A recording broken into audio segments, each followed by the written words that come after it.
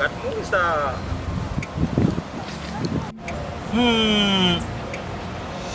Faut dat si min vwe. E gat mouri sa, kou lo ven avel men. Eh?